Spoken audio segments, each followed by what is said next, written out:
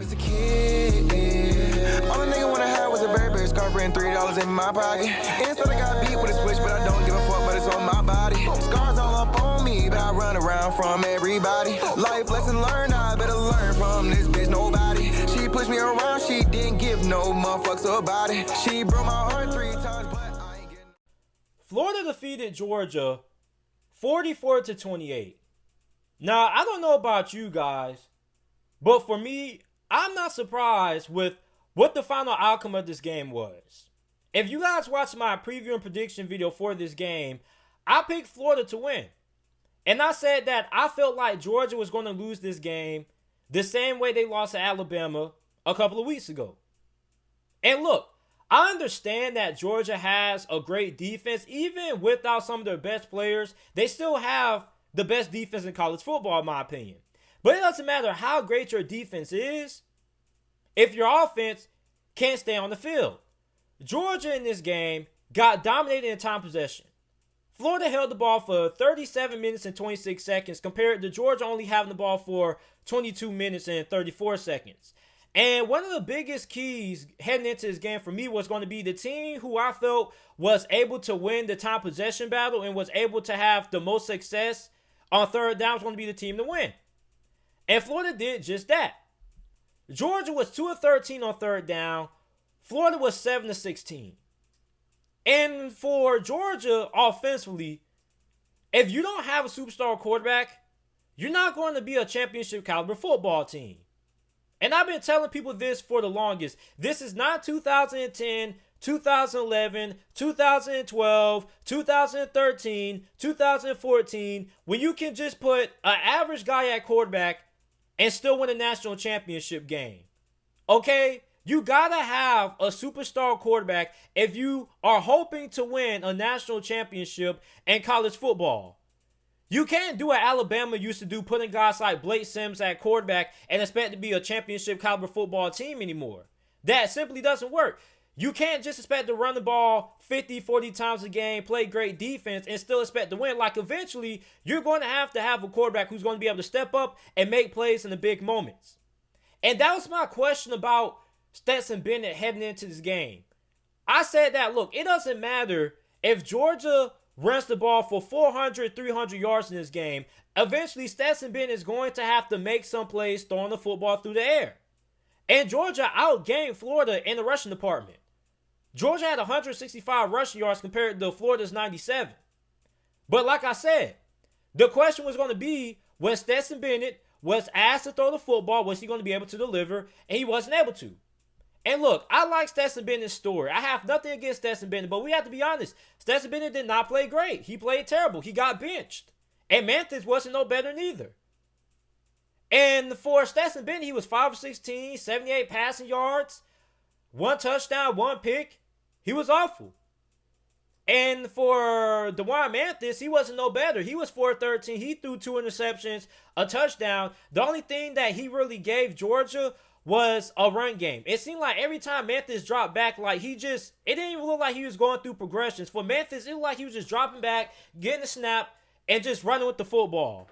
I think it was only like 2 or 3 plays that when Mathis was in, he actually went through his progressions.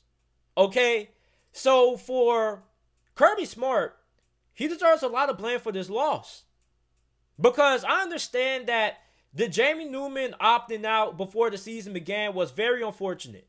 But you're telling me you're bringing in the best recruiting classes in college football and you can't bring in at least competent backup quarterbacks who can at least be able to make plays on third down? You're telling me that you can't find any quarterbacks that can be your backup that was able to do what Jake Fromm was able to do last year? A lot of you Georgia fans can knock on Jake Fromm all you want to. But Jake Fromm showed up in big games the majority of times. Now, I know he may not have been the most exhilarating player to watch, but one thing about Jake Fromm was that he was efficient. If you needed him to make a throw to keep the drive alive, he was able to do that. Georgia doesn't have that with Stetson Bennett. They don't have that with DeJuan Mathis. You're hoping that JT Daniels is going to be able to play sometime this year, but I don't even know if he's even ready. He may not even be healed from the injury that he suffered last year. He may not even still know the playbook.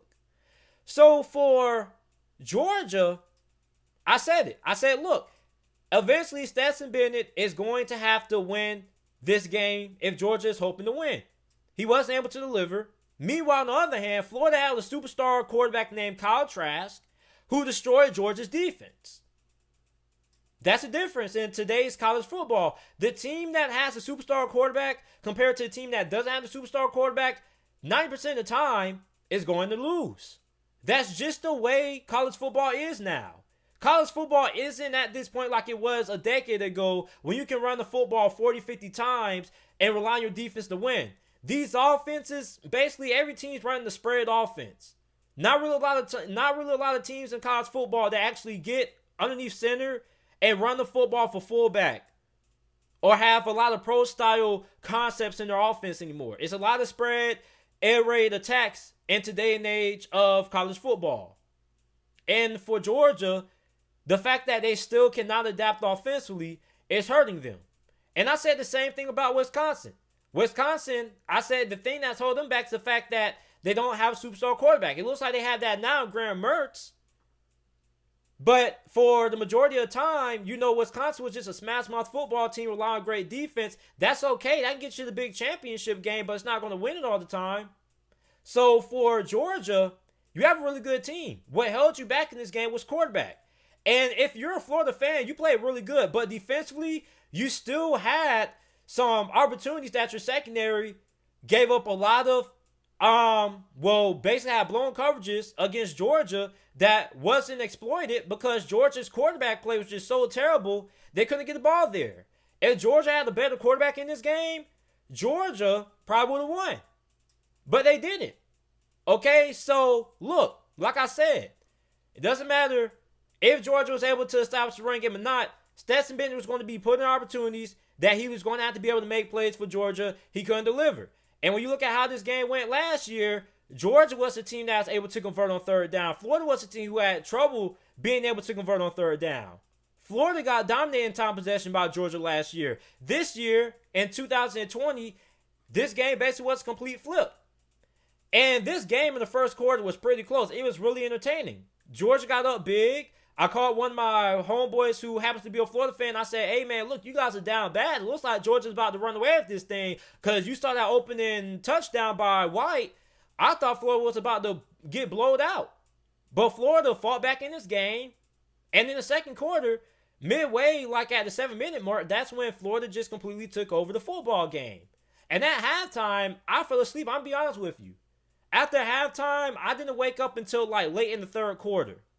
But by that point, I already knew the game was pretty much out of reach because Georgia put in a new quarterback. They were struggling to move the ball down the field. They couldn't convert on third down. I didn't really need to stay awake the whole entire game to figure out why Georgia wasn't going to win.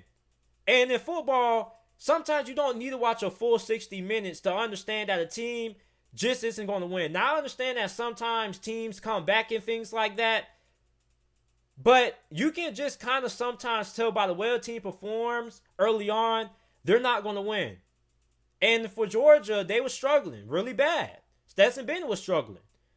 And like I said, in today's and age of college football, you got to have an elite quarterback. You got to have a superstar. Georgia doesn't have that quite yet. And until Georgia gets that, they're not going to be able to win a national championship. Now for Florida, okay, you got a big win against Georgia. You're one of the best teams in college football. But I still don't trust Florida to beat Alabama. If Florida was to play Alabama today, Alabama would still win, in my opinion, by at least 10 points. Because Florida's defense, I still don't trust it. Okay? Like, yeah, your defense looked good against Missouri and Stetson Bennett, but let's not, ignore the fact that Florida's secondary got burnt a lot of times in this game. But the reason why nobody's talking about it after the game is because, one, Florida won, and two, Georgia didn't have the quarterback play that's able to take advantage of that. If you see all those blown coverages happen against Alabama, I guarantee you Alabama's going to score every single drive that happens. Matt Jones isn't going to miss too many open wide receivers. So, for Florida, this is one of the best teams in college football. And I do think that they can give Alabama a good run for their money with how good they are offensively.